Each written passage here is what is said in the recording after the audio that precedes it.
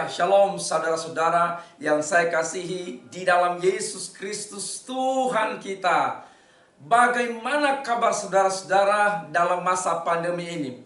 Saya berdoa dan harapan saya bahwa semua para pecinta kebenaran firman Tuhan dalam keadaan sehat, dalam keadaan baik, dalam keadaan bersukacita, dan pasti diberkati oleh Tuhan. Makin hari makin diberkati oleh Tuhan. Saudara, keluarga saudara diberkati Tuhan, usaha saudara diberkati Tuhan, pekerjaan, bisnis diberkati oleh Tuhan, pelayanan diberkati oleh Tuhan, kesehatan diberkati oleh Tuhan, dan segala sesuatu yang Bapak Ibu saudara-saudara kerjakan di dalam Tuhan, doa saya dibuat berhasil oleh Tuhan. Yang setuju, yang percaya katakan amin. Haleluya. Saudara-saudara yang saya kasih dalam Yesus Kristus, pada saat ini saudaraku, kita akan kembali mendengarkan kebenaran firman Tuhan. Karena firman Allah berkata bahwa iman tumbuh, iman timbul, iman akan muncul ketika mendengar firman Kristus. Semakin banyak kita mendengar firman, semakin kita dikuatkan, kita diteguhkan, dan kita dikuatkan di dalam Tuhan. Sehingga pengiringan kita, banyak masalah, banyak persoalan, banyak tantangan yang kita alami. Tetapi dengan firman Allah, dengan kuasa Tuhan, dengan Yesus, kita pasti menang. Kita pasti bisa melewatinya. Kita pasti kuat, dan kita akan sampai ke garis finish. Kita ditemukan lebih dari seorang pemenang. Amin, saudaraku. Dalam kesempatan ini, mari kita mendengarkan kebenaran firman Allah, membuka bersama-sama di dalam 1 Samuel pasal yang ke-7, ayat yang pertama hingga ayat yang ke-14. Namun untuk mempersingkat waktu saudaraku, karena banyak orang tidak suka mendengar khotbah yang panjang-panjang ya. Tapi saya akan mengajak saudara membaca di ayat yang ke-12 saja. Yang saya bahas pada pokok ini adalah seluruh ayat yang pertama hingga ayat yang ke-14. Namun kita akan membaca di ayat yang ke-12, 1 Samuel pasal yang ke-7, ayat yang ke-12 berkata, "Kemudian Samuel mengambil sebuah batu dan mendirikannya antara Mispa dan Yesana. Ia menamainya Ebenezer. Katanya, sampai di sini Tuhan menolong kita." Semua kita yang percaya katakan amin, saudaraku. Tema yang saya akan sharingkan, yang saya akan khotbahkan pada saat ini adalah temanya Ebenezer. Haleluya. Nah saudaraku, kata Ebenezer ditulis sebanyak 3 kali dalam Alkitab. Terdapat dalam 1 Samuel pasal 4 ayat 1, di dalam Samuel pasal 5 ayat 1, dan di dalam 1 Samuel pasal 7 ayat yang ke-12, ayat yang barusan kita baca.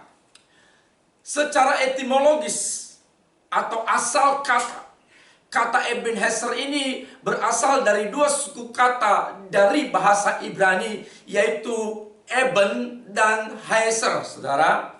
Eben berarti batu, ya. Itu bisa nanti dibaca misalnya di Kejadian pasal 28 ayat 11, Kejadian pasal 29 ayat yang kedua, ada juga di Keluaran pasal 21 ayat yang ke-18, ada juga di Imamat pasal 20 ayat yang kedua, dan lain-lain keterangan tentang Eben. Eben artinya batu. Sedangkan kata Hezer artinya penolong. Kejadian pasal 2 ayat 18 sampai ayat ke-20, Keluaran pasal 18 ayat 4, ada juga di Ulangan pasal 33 ayat yang ke-7, dan lain-lain saudaraku.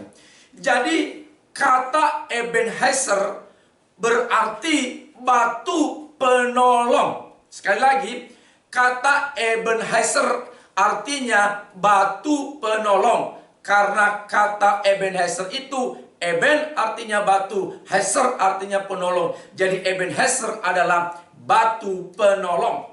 Batu penolong di sini saudaraku bukan batu akik ya. Bukan batu cincin saudaraku. Bukan batu zamrud, bukan batu mustika, bukan batu-batu yang lain, tetapi batu penolong yang dimaksud di situ adalah Allah sendiri. Karena firman Allah berkata, Tuhan adalah gunung batu kita. Jadi batu penolong Ebenezer yang dimaksud di situ tidak lain adalah Tuhan Allah pencipta langit, bumi, laut, dan segala isinya. Nah, kata Ebenezer ini banyak dijadikan sebagai nama orang, nama gereja, dan juga nama toko. Kalau saudara nanti punya anak, lalu bertepatan anak saudara laki-laki, bisa diberi nama Ebenezer. Jadi banyak orang-orang yang anak-anaknya dikasih nama Ebenezer, saudaraku. Itu sangat bagus. Artinya batu penolong atau Tuhan penolong. Ada juga saya melihat Ebenezer ini dijadikan nama gereja. Misalnya gereja Pantekosta Jemaat Ebenezer dan lain sebagainya. Ada juga dikasih nama toko, saudara. Toko Ebenezer, dengan harapan bahwa tokonya selalu diberkati Tuhan. Tokonya dan orang-orang di dalamnya, pemiliknya selalu ditolong oleh Tuhan. Itu tidak apa-apa, itu bagus. Haleluya, saudaraku, tidak mengapa. Nah, Ebenezer ini, saudaraku, menunjuk kepada satu, ya. Ebenezer menunjuk kepada satu, yaitu nama suatu tempat. Jadi Ebenezer itu adalah suatu nama.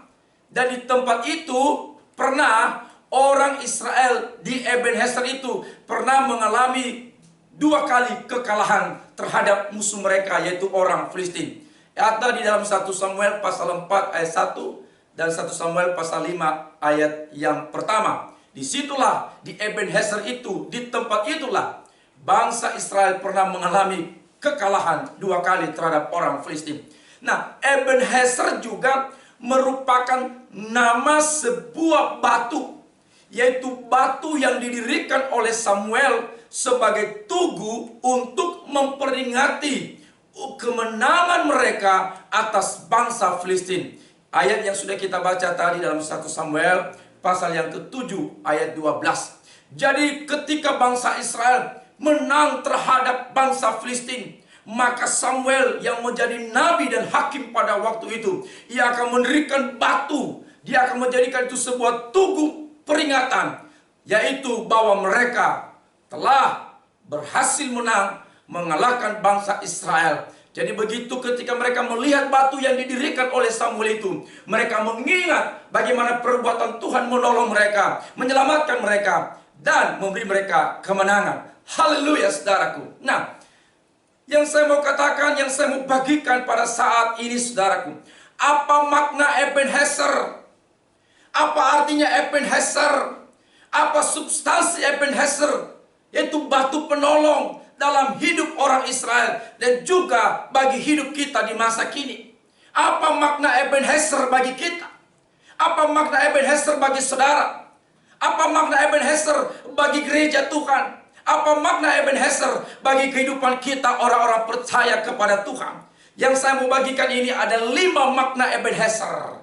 Ada 5 makna Ebenezer dalam hidup bangsa Israel dan juga dalam hidup kita sekarang ini. Yang pertama, makna Ebenezer yang pertama adalah Allah penolong kita. Kemudian di dalam ayat 1 Samuel pasal 7 tadi ayat 12 berkata, saudara, kemudian Samuel mengambil sebuah batu dan mendirikannya antara Mispa dan Yesana. Ia menamai batu itu Ebenezer, katanya, sampai di sini Tuhan menolong kita. Haleluya. Jadi makna Ebenezer dalam hidup kita yang pertama adalah Allah penolong kita.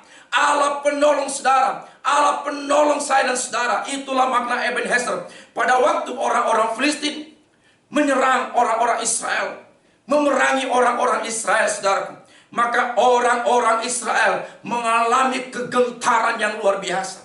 Mereka mengalami ketakutan yang luar biasa. Mereka mengalami kecemasan yang luar biasa. Mereka mengalami kesedihan yang luar biasa. Kenapa? Karena mereka melihat orang-orang Filistin begitu ganas, hendak menyerang, hendak membunuh dan membinasakan mereka.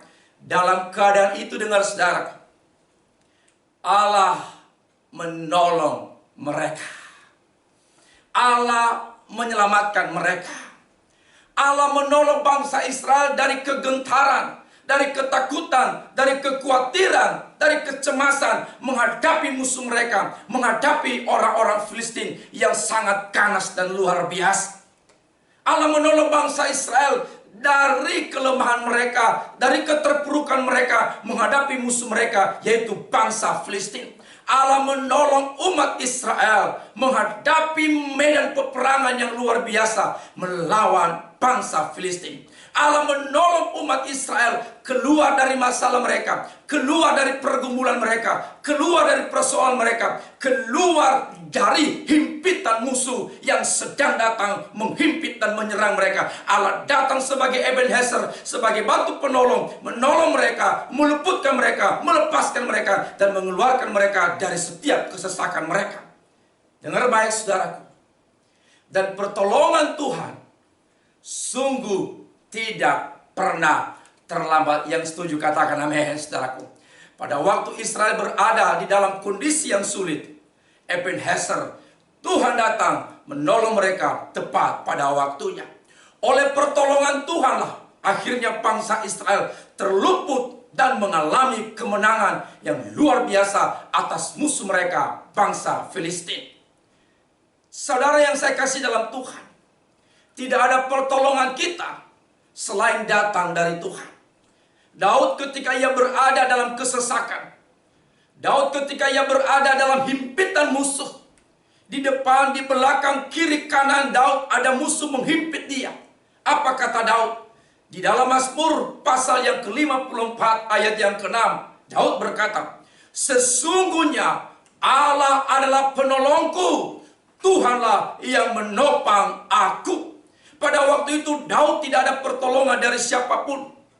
Sahabatnya Yonatan tidak bisa menolong dia, istrinya tidak bisa menolong dia, tentara-tentaranya tidak bisa menolong dia, keluarganya tidak bisa menolong dia. Daud berkata hanya pertolongannya datang dari Tuhan, dan Tuhanlah yang menolong dan menopang Daud sehingga Daud menang atas musuh-musuhnya. Bahkan dalam Mazmur 118 ayat yang ke-6 berkata, Tuhan di pihakku, aku tidak akan takut. Apakah yang dapat dilakukan manusia terhadap aku? Artinya apa, saudaraku? Bahwa pertolongan kita yang sejati hanya datang dari Tuhan. Apabila hari-hari ini saudara-saudara sedang mengalami musuh-musuh yang berat dalam hidup saudara, sedang mengalami pergumulan, sedang menghadapi kegoncangan, sedang menghadapi kelemahan tubuh di masa pandemi ini, dengar baik, mungkin tidak ada pertolongan lagi dari di tempat yang lain. Saudaramu tidak bisa menolong kau, istrimu, suamimu, anakmu, orang tuamu nggak bisa menolong kau, teman-temanmu nggak bisa menolong kau, pendetamu nggak bisa menolong kau, tidak ada seorang pun yang bisa menolong kau. Dengar baik, kalau tidak ada pertolongan di dunia ini, lihat ke atas kepada Yesus Kristus Tuhan. Seperti Daud berkata, Tuhan adalah penolongku, Dia yang menopang aku, Dia yang berpihak kepadaku. Hal yang sama saya mau katakan kepada saudara hari ini, sementara kamu mendengar firman Allah, bahwa Tuhan yang menjadi penolong saudara yang sejati. Yang setuju katakan amin.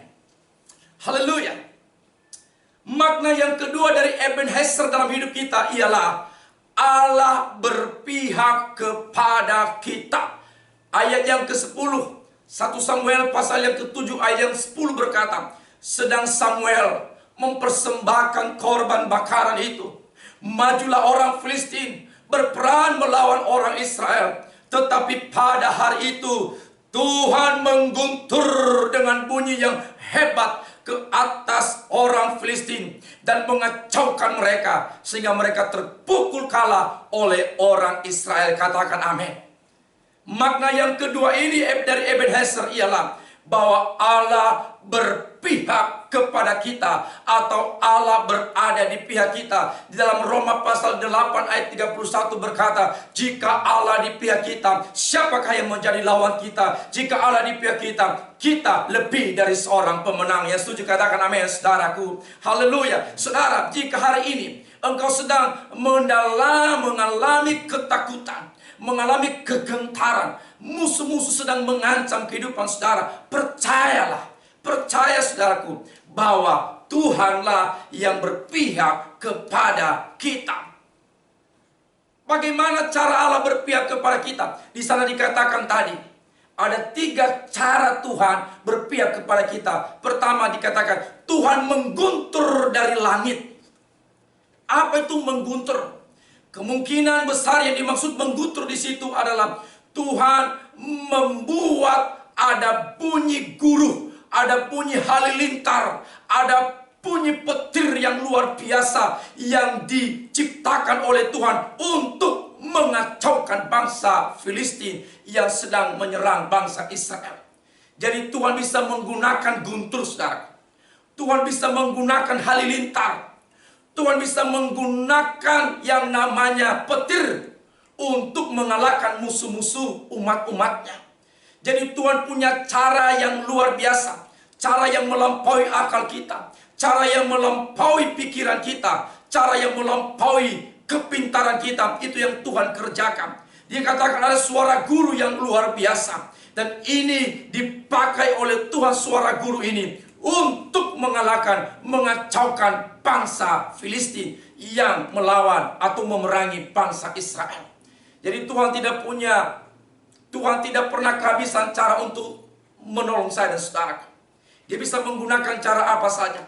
Yang kemudian Tuhan mengacaukan, dikatakan tadi di sana, setelah bunyi guruh, bunyi halilintar itu, bunyi petir itu yang begitu keras, ketika itu didengar oleh bangsa Filistin, maka apa yang terjadi? Yang kedua, maka Tuhan mengacaukan bangsa Filistin.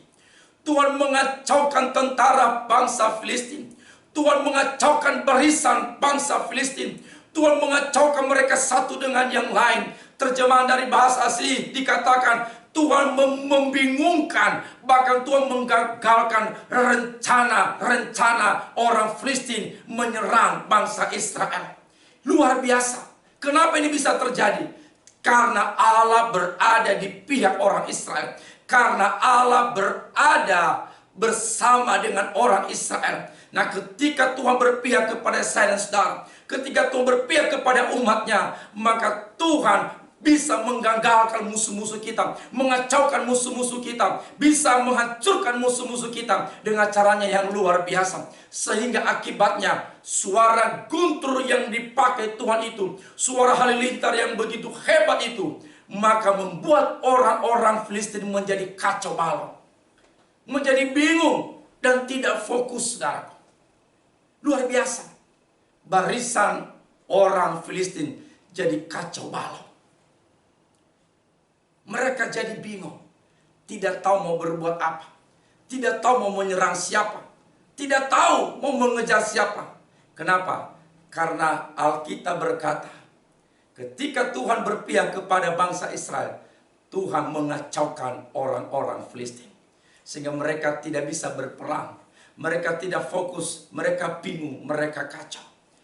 Sehingga yang ketiga, Tuhan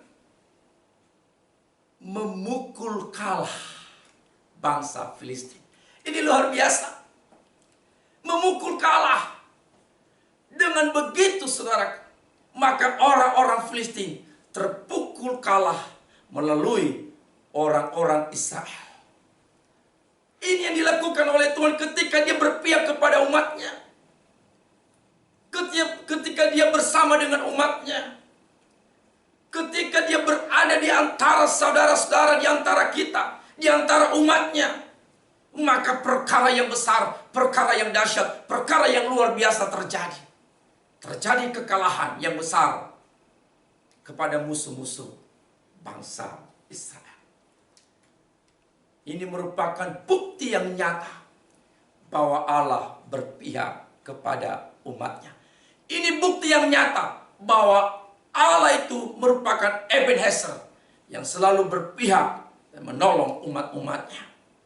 Saya mau bilang kepada saudara-saudara, mungkin kau sedang menghadapi perkara yang sulit, pergumulan yang sulit, beban yang berat dalam hidup saudara. Mungkin semua menyalahkan saudara, tidak ada yang berpihak kepada saudara. Tidak ada lagi yang berjuang bersama dengan saudara. Mungkin saudara ditinggalkan sendiri dan engkau merasa sendiri. Semua meninggalkan saudara. Sahabatmu meninggalkan kau. Tidak ada yang berpihak kepadamu. Tidak ada yang ada di sampingmu. Tapi dengar baik. Melalui kebenaran firman Tuhan Ebenezer, Allah berpihak kepada saya dan saudaraku. Allah bersama dengan kita. Ia tidak pernah meninggalkan kita. Ia terus memperjuangkan perkara kita sampai tuntas. Dengar baik, Tuhan bisa menggunakan cara apa saja. Ia bisa memakai guntur, memakai halilintar untuk melawan musuh-musuh kita, mengacaukan musuh-musuh kita. Akhirnya ia memberikan kita kemenangan dan mengalahkan para musuh kita. Yang ketiga, makna dari Ebenezer yang ketiga ialah Allah berperang ganti kita. Katakan amin. Dikatakan tadi di ayat yang ke-13, 1 Samuel pasal 7:13 berkata, demikianlah orang Filistin itu ditundukkan, ditaklukkan, dan tidak lagi memasuki daerah Israel. Kenapa? Dengar baik. Tangan Tuhan melawan orang Filistin seumur hidup Samuel. Katakan amin. Kalimat ini luar biasa. Tangan Tuhan melawan orang Filistin. Tangan Tuhan berperang melawan orang Filistin. Tangan Tuhan berperang menghancurkan musuh-musuh Israel, menghancurkan musuh-musuh kita, menghancurkan lawan-lawan kita. Kenapa? Karena Allah berperang menggantikan kita. Pada waktu itu bangsa Israel tidak sekuat, tidak sehebat bangsa Filistin. Pada waktu itu bangsa Israel tidak sebanyak jumlah orang Filistin. Pada waktu itu banyak orang Israel tidak sekuat orang-orang Filistin, musuh-musuh mereka. Tetapi mengapa mereka menang? Mengapa mereka bisa menaklukkan, bisa menundukkan musuh-musuh mereka? Bisa menghancurkan dan mengalahkan orang-orang Filistin. Kenapa? Karena bukan orang Israel yang berperang, tapi Tuhan yang berperang menggantikan mereka. Sehingga kemenangan ada di pihak bangsa Israel. Kemenangan ada di pihak saya dan saudara. Haleluya. Tangan Tuhanlah yang melawan atau berperang menggantikan bangsa Israel memerangi orang-orang Filistin, sehingga orang-orang Filistin menjadi kalah, menjadi tunduk, dan menjadi takluk di bawah kuasa orang-orang Israel. Kemenangan tidak ditentukan berapa jumlah tentara yang kau miliki, tetapi kemenangan ditentukan oleh siapa yang berperang menggantikan saudara, siapa yang berperang bersama dengan saudara. Ketika bangsa Israel mereka berperang bersama dengan Tuhan, maka kemenangan yang ajaib, kemenangan yang hebat, kemenangan yang luar biasa terjadi. Kemenangan yang melampaui akal dan pikiran, kemenangan yang fantastis terjadi. Kenapa? Karena Tuhan berperang menggantikan umatnya. Bukan dengan kekuatan, bukan dengan kehebatan, bukan dengan kemampuan, bukan dengan kecerdasan, bukan dengan keahlian orang-orang Israel mereka menang, mereka menundukkan dan menaklukkan orang-orang Filistin, bukan. Tetapi karena tangan Tuhan yang kuat, yang hebat, karena lengan Tuhan yang kuat, yang hebat, yang dahsyat itu, yang berperang untuk menghancurkan musuh-musuh bangsa Israel, sehingga mereka mengalami kemenangan. Boleh katakan amin, saudara. Sementara kau mendengar firman Tuhan ini, yakinkan hati saudara, yakinkan dirimu, bangkitkan imanmu. Katakan, aku juga menang karena Tuhan berperang menggantikan saya dan saudara. Hal yang serupa terjadi ketika Allah berperang pernah menggantikan orang-orang Israel melawan orang-orang Mesir. Di sana dikatakan, tetapi berkatalah Musa kepada bangsa itu, janganlah takut, berdirilah tetap dan lihatlah keselamatan dari Tuhan yang akan diberikannya kepadamu pada hari ini. Sebab orang Mesir yang kamu lihat hari ini tidak akan kamu lihat lagi untuk selama-lamanya. Kenapa? Ayat 14, Tuhan akan berperang untuk kamu dan kamu diam saja. Itu terdapat di dalam Keluaran pasal 14 ayat yang ke-13 hingga ayat yang ke-14.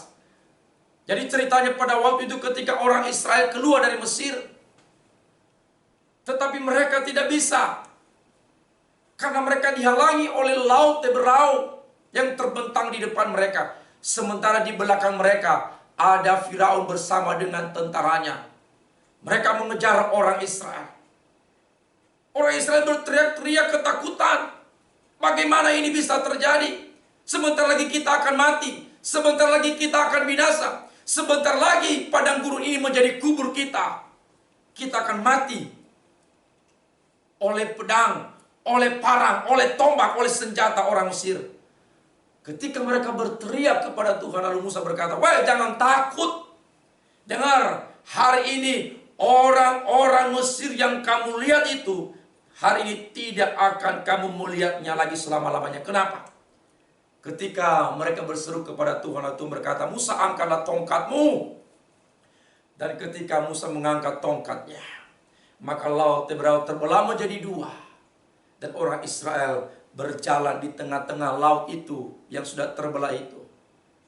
Dan mereka akan lewat. Orang juga Mesir, mereka juga mencoba lewat. Tetapi begitu mereka ada di tengah-tengahnya, maka laut yang terbelah itu bersambung kembali. Dan seluruh bangsa Mesir mati tenggelam di dalam laut. Itu artinya bahwa Tuhan berperang menggantikan kita. Sehingga ada selalu kemenangan. Saya mau katakan kepada saudara-saudara yang saya kasih dalam Yesus Tuhan. Apakah hari-hari ini engkau sedang mengalami peperangan? Peperangan roh, peperangan pikiran.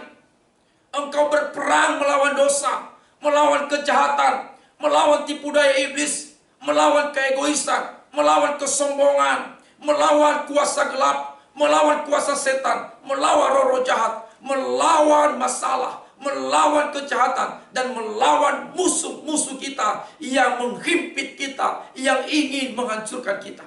Apapun peperangan yang sedang engkau alami hari-hari ini, melawan ketakutan saudara, melawan kemalasan saudara, melawan kehidupan lama saudara, dengar baik. Jangan berperang sendiri, tetapi berdoa berserah kepada Tuhan. Biarkan Tuhan berperang menggantikan saudaraku. Dan engkau lihat, engkau akan mengalami kemenangan yang luar biasa. Amin. Engkau sedang melawan sakit penyakit. Mungkin kau terbaring karena sakit, tetapi berperanglah bersama dengan Tuhan.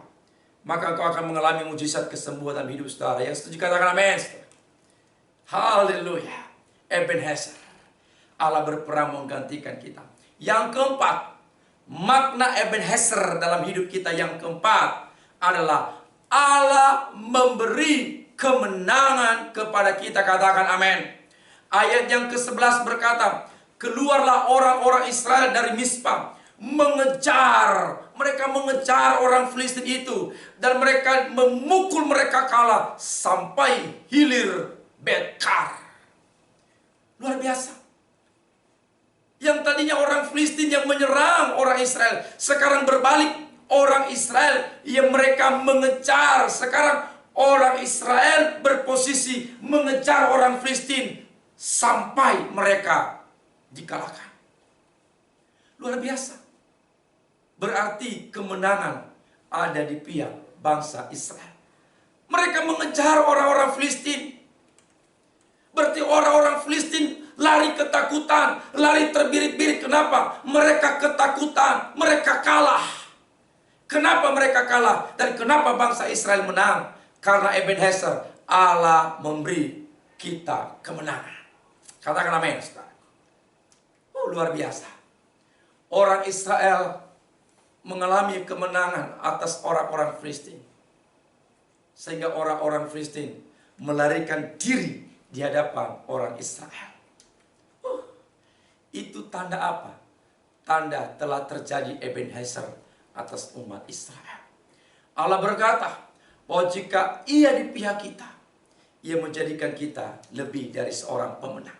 Menang atas ketakutan. Hari-hari ini banyak orang takut terhadap virus corona, COVID-19. Sampai tidak mau lagi ke gereja. Sekalipun sudah dibuka PSBB, nggak mau lagi ke gereja. Kenapa? Takut. Saya mau katakan kepada saudara, yang lebih ganas dari virus corona, bukan virus corona, tetapi virus ketakutan, virus kecemasan, virus kekhawatiran, sehingga membuat kita tidak bisa berbuat apa-apa. Lepaskan dirimu dari ketakutan. Harus menang. Menang terhadap ketakutan. menang terhadap masalah, menang atas dosa, menang atas kejahatan, menang atas keegoisan, menang atas kesombongan, menang atas tipu daya iblis. Karena Tuhan memberi kita kemenangan. Ebenezer. Saudaraku, engkau harus menang.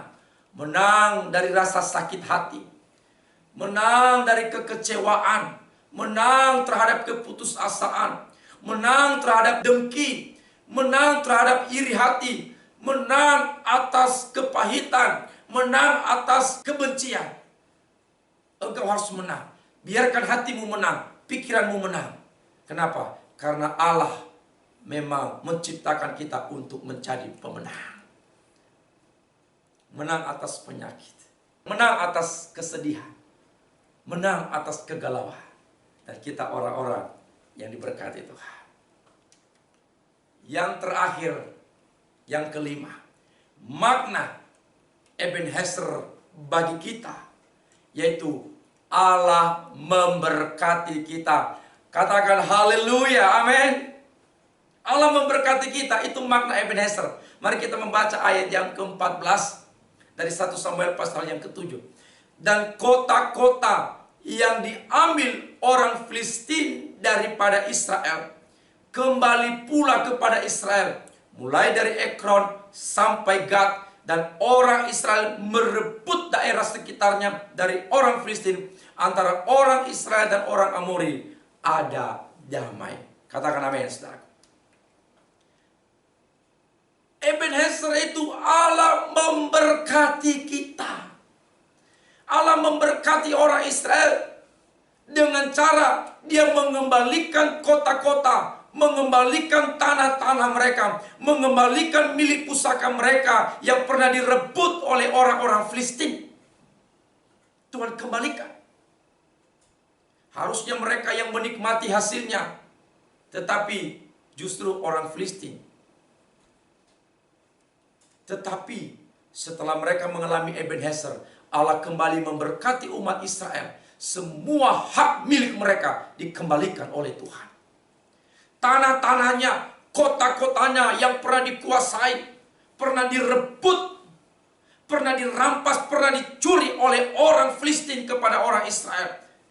Sekarang Tuhan kembalikan. Kenapa? Karena semua kota-kota itu, semua tanah-tanah itu merupakan itu tanah, itu kota-kota yang dijanjikan oleh Tuhan kepada bangsa Israel melalui Abraham, Ishak, dan Yakub. Itu perjanjian yang abadi. Artinya apa, saudaraku?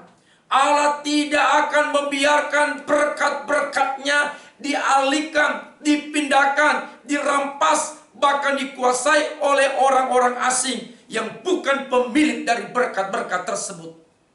Dengar ini, saudaraku. Jika berkat itu untuk saudara, maka Tuhan tidak akan membiarkan siapapun merampas, mengambilnya, memindah-tangankan, mengalihkan kepada siapapun. Jika berkat itu kepada saudara, maka Tuhan akan memberikannya kepada saudara dengan cara apapun. Orang-orang Israel adalah pemilik dari perjanjian berkat Tuhan. Maka Tuhan mengembalikan kepada mereka apa yang seharusnya hak mereka. Tanah-tanah mereka, kota-kota mereka, Tuhan kembalikan atas umat Israel. Kenapa itu milik mereka? Itu kepunyaan mereka. Orang Israel adalah pewaris daripada janji Allah. Maka kepada mereka diwariskan seluruh berkat-berkat Tuhan.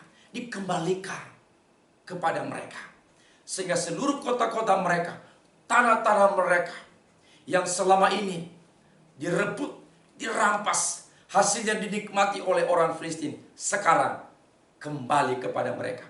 Sekarang mereka yang menikmati hasilnya. Sekarang mereka menikmati seluruh berkat-berkat Tuhan melalui tanah-tanah mereka, melalui kota-kota mereka.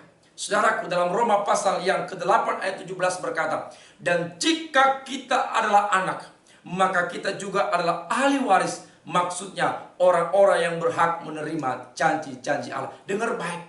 Di dalam Yesus Kristus kita adalah anak-anak Allah.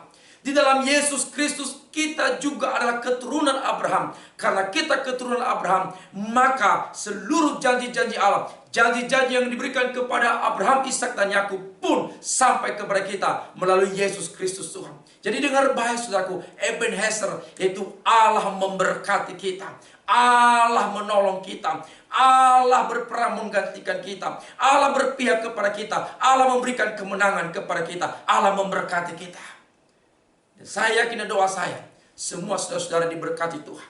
Saya dan saudara-saudara adalah anak-anak Allah yang berhak menerima janji-janji Allah, menerima berkat-berkat Tuhan. Doa saya bahwa saudara-saudara orang-orang yang diberkati oleh Tuhan, rumah tangga saudara diberkati Tuhan, usaha saudara diberkati Tuhan, pekerjaan saudara diberkati Tuhan, bisnis saudara diberkati Tuhan, studi saudara diberkati Tuhan, segala sesuatu yang kau kerjakan di dalam Tuhan diberkati Tuhan, pelayanan saudara diberkati Tuhan, dan segala sesuatu yang kau doakan, yang kau imani, yang kau kerjakan seturut dengan kehendak Tuhan, pasti diberkati oleh Tuhan. Ebenezer, semoga kebenaran firman Tuhan ini meneguhkan kita, menguatkan kita, dan terus membuat kita menjadi orang-orang yang berharap kepada Tuhan dan mengalami Ebenezer. Shalom, Tuhan Yesus memberkati. Haleluya.